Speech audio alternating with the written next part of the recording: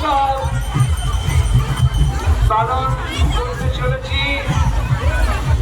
আমরা ভগবানের যে বাসস্থান নীলাচল, সেই স্থানে ভগবান আজকে প্রত্যাবর্তন নবম দিন, তিনি সেখানে গিয়ে অবস্থিত হবেন।